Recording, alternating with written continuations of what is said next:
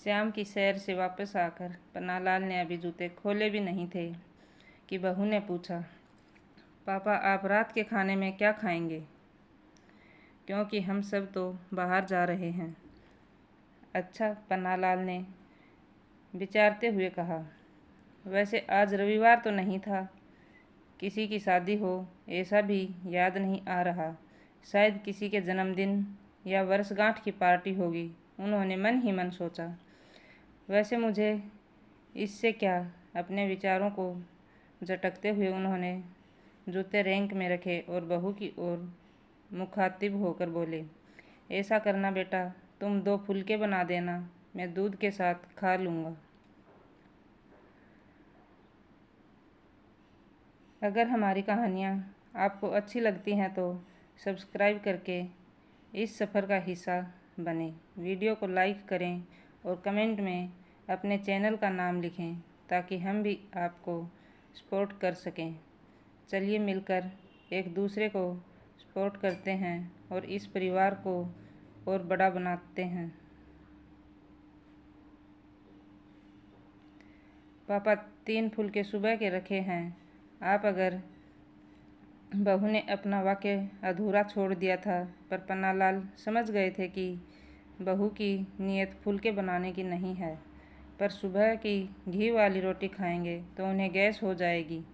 आज सुबह भी बहू ने बिना मिर्च की सब्जी भी नहीं बनाई तो उन्हें तेज़ मिर्ची मसाले वाली तरकारी खानी पड़ी।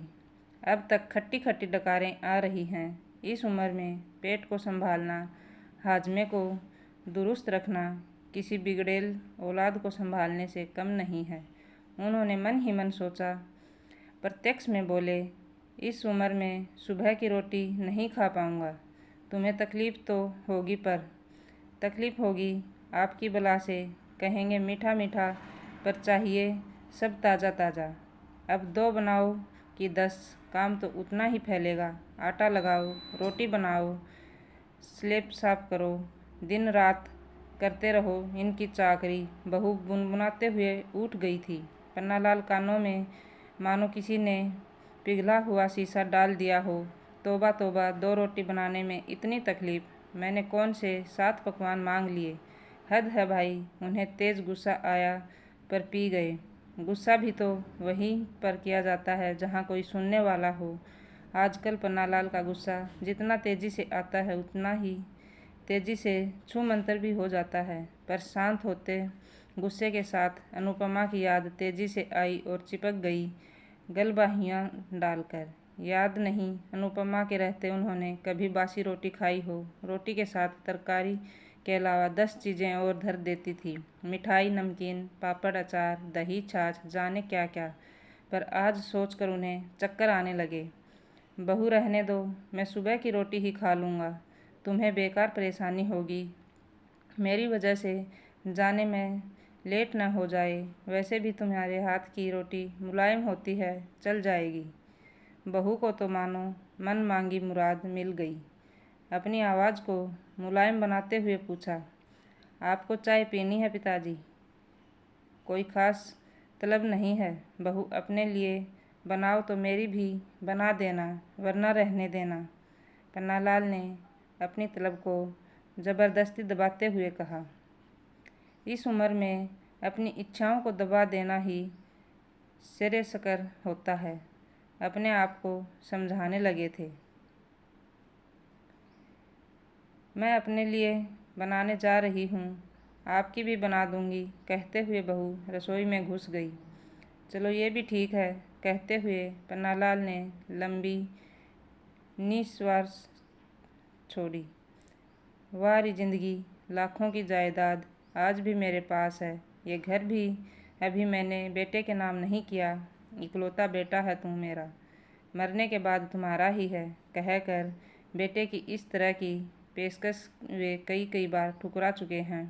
बैंक अकाउंट में भी काफ़ी पैसा जमा है। इसके बाद भी अगर एक प्याली चाय और 2 ताज़ा गर्म रोटी के लिए तरस जाए तो उन बूढ़ों की क्या हालत होती होगी जिनके पास जमा पूंजी के नाम पर अतीत की यादों के अलावा कुछ भी नहीं होता। पन्नालाल ने आराम कुर्सी पर आंखें बंद की तो तुरंत अनुपमा मैडम उपस्थित हो गई। इसलिए कहती थी, थोड़ा बहुत रसोई काम हर मर्द को आना चाहिए, पता नहीं कब क्या ज़रूरत पड़ जाए। अपने हाथ जगन्नाथ होते हैं। वो हाथों को नचा कर बोली तो पन्नालाल हंस पड़े। आपको हंसी आ रही है?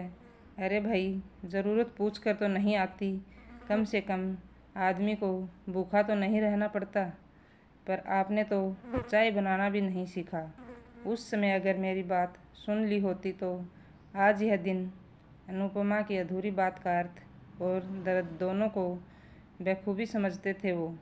पर क्या कहें, जो देह से अनुपस्थित हो उसकी बात का क्या जवाब देते वो। जब से अनुपमा गई है, पन्नालाल का आधा दिन और पूरी रात इसी तरह की प्रतिध्वनियों से आच्छादित हो रहती है। पन्नालाल की आंखों से आंसू झलक कर गालों पर लुढ़क गए, मानो अनुपमा ने अपने होने का एहसास करा दिया। जब तक अनुपमा थी, गृहस्थी का कोई काम उन्होंने किया हो ऐसा उन्हें याद नहीं। बस आर्थिक पक्ष का ध्यान रखना ही उनकी जिम्मेदारी थी, जिस पर उनकी पकड़ हमेशा ही बड़ी मजबूत रही। उनके कपड़े के व्यापार ने सदैव उनका साथ दिया, जिसकी बदौलत घर बनाना, बच्चों की पढ़ाई, शादियां सब आराम से संपन्न हो गई और ज़रूरत भर पैसा आज भी हाथ में है। यूँ अनुपमा के हाथों में अच्छी बरकत थी। फिजूल खर्ची तो नाम मात्र भी नहीं थी। न ज़्यादा महंगे कपड़ों और गहनों का शौक, न ही कहीं किटी पार्टी, न ही आए दिन फिल्म जाने की ललक, न होटलों का कोई शौक। सदैव दूसरों की खुशी में खुश होती वो सुदृढ़ गृहिणी पन्नालाल के किसी पुण्य का फल रही थी। यूँ पन्नालाल भी भरपूर प्यार और इज्जत करते थे अपनी पत्नी अनुपमा की, पर कभी उसके सामने इस बात का इजहार नहीं कर पाए। काश कभी उसकी तारीफों के पुल बांध पाते, कभी बालों में गजरा लगा पाते, कभी भावों में बाहें डाल घूमने जा पाते, कभी फिल्म देखते हुए किसी रोमांटिक सीन पर थिएटर में ही बाहों में जकड़ा लेते। ऐसे न जाने कितनी बातें जो वे करना तो चाहते थे पर कहीं कर नहीं पाए। कभी आई लव यू अनु जैसे अदर 4 शब्द भी नहीं बोल पाए। रोज़मर्रा की भागम भाग का असर कहीं, या जिम्मेदारियों का बोझ तले दबे हुए इंसान की मजबूरी, या फिर इसे झिझक नाम दें, पर सच्चाई यही थी कि कहने सुनने की बहुत सी बातें मन में धरी की धरी रह गई, जिसकी कसक अनु के जाने के बाद उन्हें हमेशा महसूस होती रही। पर अब पछताए क्या हो जब चिड़िया चुग गई खेत। वो सोचते, काश कभी तो अनुपमा को पास बिठाकर हाथों में हाथ लेकर आई लव यू कहा होता, कभी तो गाड़ी में बिठाकर बेमतलब दूर तक सैर करवा दी होती, कभी शाम को आते हुए खुशबू से लबरेज वेनी ले आते, कभी तो कोई सरप्राइज़ दे देते। पर नहीं, ऐसा कुछ भी नहीं कर पाए वे। यहाँ तक कि माता वैष्णो देवी के दर्शन करवाने के लिए अनुपमा ने कई बार कहा, पर उसकी ये इच्छा हर साल अगले साल पर टल जाती और वे इसे भी पूरी नहीं कर पाए। गृहस्थी और जिम्मेदारियों की चक्की में पिसते हुए कब अनुपमा की इच्छाएं उसकी मौन साधना में तब्दील हो गई, पता ही नहीं चला। जब उनकी शादी हुई, हनीमून जाने का प्रचलन शुरू हो चुका था, पर शर्मीले पन्नालाल ये सुख भी अनुपमा को नहीं दे पाए। कभी कभी शुरुआती दिनों में अनुपमा हनीमून पर न ले जाने का मीठा ताना पन्नालाल को देती, पर वे हंस कर कहते, जब भी घूमने जाएंगे तभी हनीमून, समझ लेना। प्रेम कभी पुराना होता है क्या? घूमने जाना कौन सी बड़ी बात है? यह जिम्मेदारियों से जरा राहत मिले तो चलें, पर न नौमन तेल हुआ, न ही राधा नाची।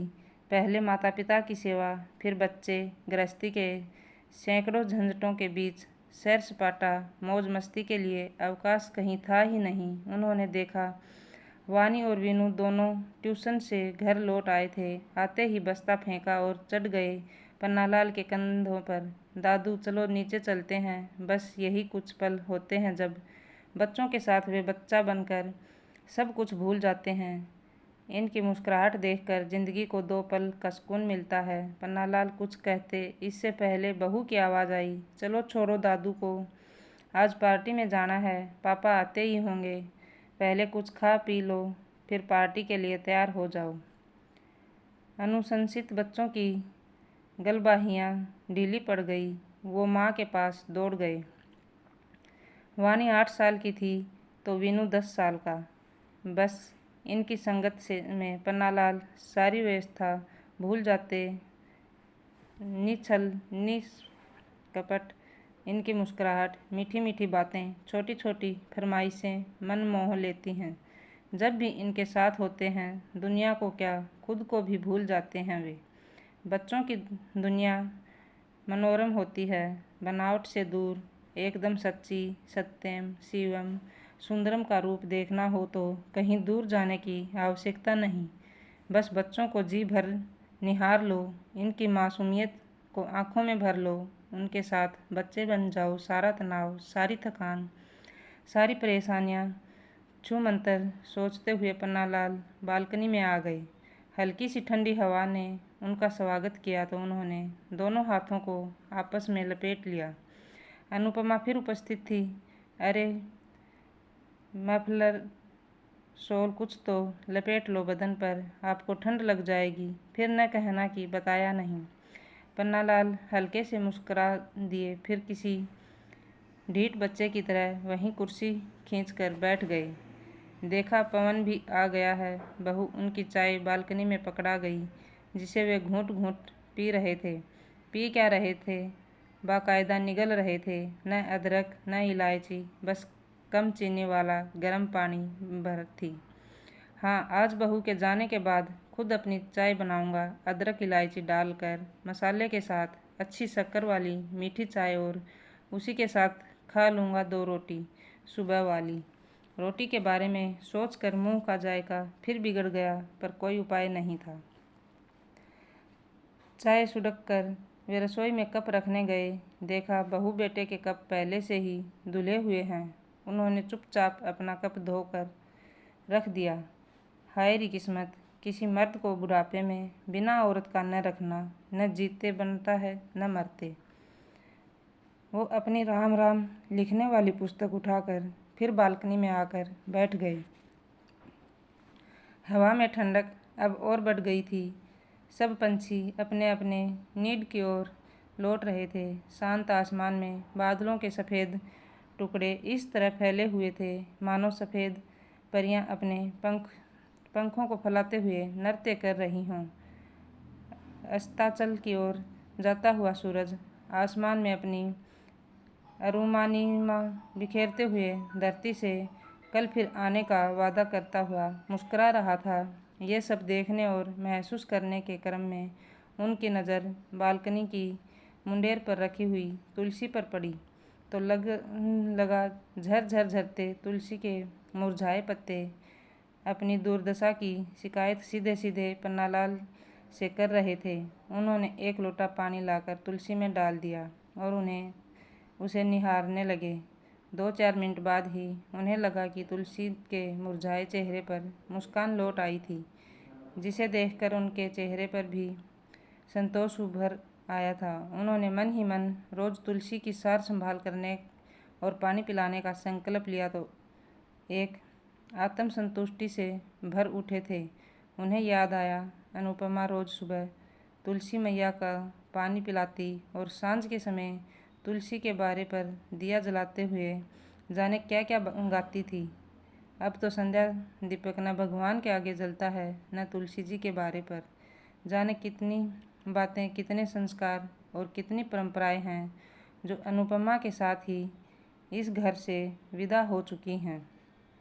बेचारी बहू भी क्या क्या करे, घरेलू काम, बाजार, बच्चों की देखभाल, किटी पार्टी, रिश्तेदारी, सहेलियाँ, एक अनार 100 बीमार। सास थी तो सहारा था। वैसे सुबह बाजार से सौदा, ताज़ा फल सब्जियाँ पन्नालाल ले आते थे। शाम को वीनू और वानी को पढ़ा भी देते, पर उससे क्या होता है। अनुपमा, अभी इस घर को और मुझे तुम्हारी बहुत ज़रूरत थी। तुमने तो धोखा दे दिया मुझे। साथ निभाने का वादा तोड़कर मझधार में छोड़कर चली गई मुझे। न देखभाल का अवसर दिया न सेवा का, बस 3 दिन बुखार और चली गई। भला ऐसे भी कोई जाता है? पन्नालाल की आंखों में नमी उतर आई थी। बाबूजी, कहाँ बैठे हो आप? ठंडी हवा आ रही है और आप बालकनी में बैठे हो, ठंड लग जाएगी। चलिए भीतर, बेटे ने कहा तो वे आज्ञाकारी बच्चे की तरह उठकर भीतर आ गए। बेटा, बहू, पोता पोती सब पार्टी में जाने को तैयार थे। किसी ने उनसे झूठ मूठ भी साथ चलने के लिए नहीं कहा। भला कबाब में हड्डी किसी को कब पसंद आने लगी? वैसे भी अब उम्र हो चुकी है मेरी, बच्चों की पार्टी में क्या करना है मुझे। अब तो हरि भजन में मन लगाने की बेला है। बावरे पन्नालाल मन बुदबुदाए। पापा, आप खाना खा लेना और दवाई लेकर सो जाना। ज़्यादा देर तक जगना आपकी सेहत के लिए ठीक नहीं है। हम लोग लेट हो जाएंगे। आप गेट बंद कर लेना, हमारे पास चाबी है। बड़ा ख्याल है मेरी सेहत का। पिछले सप्ताह भर से डॉक्टर को दिखाने के लिए कह रहा हूँ। रक्तचाप बढ़ा हुआ है, शुगर की स्थिति क्या है ये भी जानना ज़रूरी है। सांस भी ज़रा सा चलते ही फूल जाती है और उखड़ने लगती है, पर कहता है ये सब तो बुढ़ापे में होता ही है। ज़्यादा वहम मत रखो। वाह बच्चू वाह, बूढ़े बाप के पास बैठने के लिए घड़ी भर का समय नहीं, पर पार्टी के लिए समय ही समय। इस साहबजादे के पास, पर जब अपना ही सिक्का खोटा हो तो शिकायत किससे? दिमाग में फंसी इन तमाम बातों के बावजूद प्रत्यक्ष में उन्होंने हामी में सर हिला दिया। पन्नालाल हॉल में रखी कुर्सी पर बैठ गए। बच्चे जा चुके थे, अभी खाना खाने का भी मन नहीं था, सो उन्होंने टीवी चालू कर लिया। पता चला आज वैलेंटाइन डे है। टीवी वाला विपिन बता रहा था आज देश का पूरा युवा वर्ग वैलेंटाइन डे के बुखार में तप रहा है। इसकी चकाचौंध से बाजार अटे पड़े हैं। ग्रीटिंग बुकें, गिफ्ट आइटम सभी की जोरदार बिक्री है। सभी अपने अपने पार्टनर अपने अपने वैलेंटाइन को खुश करने में लगे हुए हैं। आज प्रेम के इजहार का दिन है, प्यार का दिन है, मोहब्बत का दिन है। जश्न की इस रात के लिए लोगों ने क्लबों, होटलों, थिएटरों में खास इंतजाम किए हैं। जगह जगह शानदार पार्टियां चल रही हैं। डांस डिस्को का आनंद लेते हुए लोग अपने साथी के साथ थिरक रहे हैं, झूम रहे हैं, दोस्तों के साथ एंजॉय कर रहे हैं। शराब और शबाब भी इस जश्न में अपनी भागीदारी निभाने में लगे हैं। अच्छा तो ये बात है, बेटा बहू बच्चे सब वैलेंटाइन डे मनाने गए हैं। हमारे समय में प्रेम तो होता है, पर पूरी उम्र निकल जाती थी इजहार मोहब्बत करने में। प्रेम भी तो शादी के बाद ही होता था, वो भी पुरखों के आदेश पर। सोचते हुए पन्नालाल ने ठहाका लगाया। हमारे समय में तो वसंत पंचमी के दिन को प्रेम का दिन कहा जाता था और मनाया जाता था, बिल्कुल सादगी से, पीले फूलों से, पीले कपड़े पहनकर माँ सरस्वती की पूजा कर ली। बस प्रेम के इजहार का माध्यम तब प्रकृति थी। चांद तारे, नदी, पहाड़ों, फूल और खेत थे। फिल्मों तक में दो फूलों का मिलन दिखाकर नायक नायिका के मन की बात दर्शकों तक संप्रेषित कर दी जाती थी।